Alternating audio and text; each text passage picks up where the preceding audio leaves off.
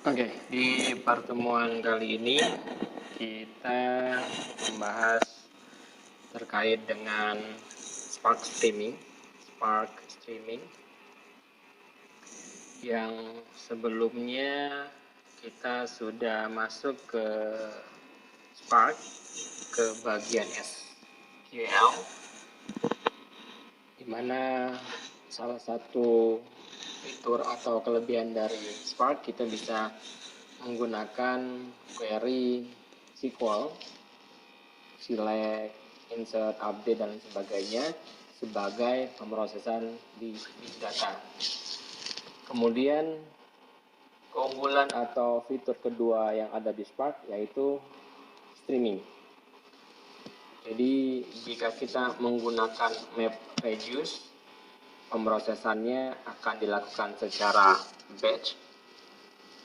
Tetapi jika kebutuhan kita menggunakan data real time, maka kita membutuhkan pendekatan lain, yaitu menggunakan Spark Streaming. Jadi ilustrasinya adalah jika kita menggunakan HDFS sebagai inputan dari pemrosesannya. Jadi kalau saya gambarkan, sebelah kiri adalah HDFS, sebelah kanan pemrosesannya. Apapun itu skrip yang nanti kita buat untuk pemrograman pemrosesan datanya, si HDFS sebagai input datasetnya, kemudian langsung seketika diproses oleh Spark, kemudian dikeluarkan hasilnya setelah proses Spark berakhir, maka secara real time juga hasilnya bisa keluar, outputnya bisa kembali disimpan ke HDFS atau ke file plain text lainnya seperti CSV dan lain sebagainya. Jadi tidak menunggu periode waktu tertentu, tidak menggunakan sistem batch, si Spark Streaming bisa secara seketika memproses data yang ada atau ke HDFS. Tentu saja kecepatannya akan tergantung dengan resource komputer atau mainframe yang kita miliki. Baik, saya akan ilustrasikan sederhananya. Jadi nanti kita akan ambil ke HDFS, kemudian kita coba tampilkan hasil pemrosesan datanya. Case kali ini kita gunakan adalah menghitung jumlah kata biar lebih simple mencernanya, karena intinya adalah Spark Streaming-nya, bukan pemrosesan data atau pemrograman Spark-nya yang tentu saja menggunakan Python, tetapi lebih kepada konsep streaming-nya. Baik, saya sudah membuat cluster tentunya, kemudian di cluster tersebut ada 5 node. Node pertama adalah si name node, kemudian node kedua adalah resource manager. Si Spark-nya karena posisinya ada di pemrosesan, maka akan saya jalankan di resource manager. Saya sudah membuat sebuah script yang saya kasih nama nano.streaming.py. Ini adalah scriptnya. Nanti bisa kita bahas di lain kesempatan. Intinya kali ini akan menjelaskan proses streamingnya saja. Baik, ini library yang digunakan. Kemudian ini Spark Session-nya, kita kasih nama Spark Streaming. Kemudian set log levelnya, ini saya buat error karena nanti pada saat Spark Streaming ini berjalan, maka akan ada banyak teks, akan ada banyak verbose di sana, tetapi kita pilih yang errornya saja sehingga lebih bersih untuk dilihat. Kemudian ini saya coba buat dua pendekatan terlebih dahulu, baru nanti ke pendekatan yang kedua, yaitu menggunakan CHDFS. Adapun pendekatan pertama, kita menggunakan socket terlebih dahulu, sehingga kita belum terintegrasi sama HDFS-nya, hanya standalone bersifat lokal, yang nantinya akan di-trigger atau dipancing oleh si terminal yang kedua. Nanti kita coba praktekkan. Jadi untuk saat ini, sumber data itu berasal dari port 9999 yang nantinya akan kita praktekkan.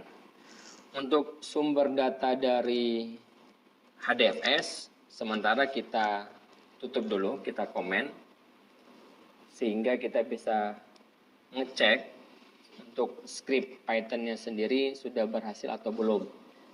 Ketika sudah berhasil, baru nanti yang ini kita tutup, kemudian kita baru buka ke sumber HDFS. Seperti itu. Kemudian yang di bawah ini bagian untuk pengecekan dan penjumlahan katanya saja. Nanti bisa diatur atau bisa diganti sesuai kebutuhan. Entah misalkan penjumlahan stok, penjumlahan penjualan, dan lain sebagainya. Silakan diatur saja. Yang penting konsep streamingnya sudah bisa dipahami. Kemudian yang terakhir, bagian terakhir, ini hasilnya kita perlihatkan di komen line saja, di terminal saja. Artinya sumbernya dari HDFS pada akhirnya, tetapi hasil hitungan jumlah katanya akan tampil di terminal saja. Tetapi tentu saja jika ingin memanfaatkan secara utuh penggunaan Spark Streaming, artinya bisa jadi inputnya dari HDFS, kemudian outputnya ke HDFS juga. Atau alternatif lainnya, inputnya dari luar, entah itu sumber data eksternal dari komputer lokal ataupun dari perangkat IoT yang kemudian diproses secara real time oleh Spark untuk kemudian dimasukkan atau outputnya keluar ke HDFS seperti itu. Namun untuk kali ini kita akan mensimulasikan masuk atau inputannya dari streaming dari file HDFS yang akan kita simpan di HDFS. Kemudian kita tampilkan saja outputnya, tidak disimpan kemana-mana. Nanti mungkin lain kesempatan kita akan simpan ke HDFS. Cuman kali ini kita tampilkan di terminalnya saja dulu untuk melihat hasil dari perhitungan secara real time tadi. Baik, ini adalah skripnya. Kita coba yang pertama dulu. Jadi di percobaan pertama ini kita membutuhkan dua terminal yang sama-sama mengakses resource manager. Jadi kalau ini sudah diketik, disimpan di nama streaming.py, kemudian buka satu lagi SSH, mengakses resource manager yang sama. Kemudian kita jalankan yang sebelah kanan dulu menggunakan script nc min l min p 9999, kemudian min s 127001. Nanti inilah yang akan menjadi inputan sebagai kata yang akan dihitung oleh si streaming.py yang sudah kita buat barusan. Fungsinya tentu saja untuk melihat dulu apakah ada error dari coding yang kita punya, baru kemudian kita alihkan sumber datanya ke HDFS. Jadi yang sebelah kanan kita jalankan dulu. Oke. Dia akan kosong saja karena proses berikutnya kita akan ngetik di sini. Misalkan Jakarta. Nah, inilah yang akan menjadi inputan bagi si streaming.py untuk menghitung Jakarta sudah dihitung 1, kemudian Palembang dan seterusnya. Ini akan langsung diproses oleh si streaming.py-nya. Oke, yang ini kita jalankan Spark submit master lokal bintang untuk memastikan dia berjalan di lokal saja. Kita tidak menggunakan yarn untuk memproses secara paralel. Kemudian terakhir sebutkan nama aplikasinya yaitu streaming.py. Oke, kita enter. Dan ini sekali lagi kecepatannya akan tergantung dengan resource yang kita miliki. Jadi sekalipun memang untuk streaming, untuk data real time, tetapi tetap tergantung resource komputer yang kita miliki. Proses berjalan, kita tunggu dulu. Sekali lagi ini tergantung resource komputer yang kita miliki. Oke, ini batch ke-0-nya, karena begitu data dijalankan atau proses dijalankan, maka batch ke-0-nya akan membaca datanya kosong terlebih dahulu. Saya tambahkan Palembang. Oke, ini batch 2 sudah keluar, Jakarta 1, Palembang 1. Oke, di batch 2-nya, karena tadi saya menambahkan Palembang, maka secara otomatis Jakarta 1 dan Palembang 2.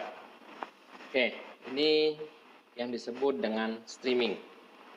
Sekali lagi, walaupun karena di komputer saya speknya tidak terlalu tinggi, maka proses real time-nya agak sedikit tidak terlihat. Konsumsi memori dan lain sebagainya juga akan mempengaruhi delay atau ketepatan waktu mulai perubahan di terminal sebelah kanan sampai muncul hasil di sebelah kirinya.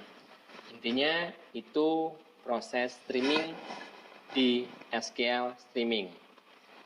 Jadi berarti kalau sudah jalan dan kelihatan hasilnya, script yang kita buat tadi itu tidak ada errornya, berarti sudah berjalan dengan baik. Berikutnya, jadi ini kita cancel saja. Berikutnya, kita tidak memerlukan lagi terminal kedua, karena kita akan langsung menjalankannya, mendapatkan datanya dari HDFS. Jadi, kita coba edit sedikit, yang tadinya mengarah ke localhost, sekarang mengarah ke HDFS. Adapun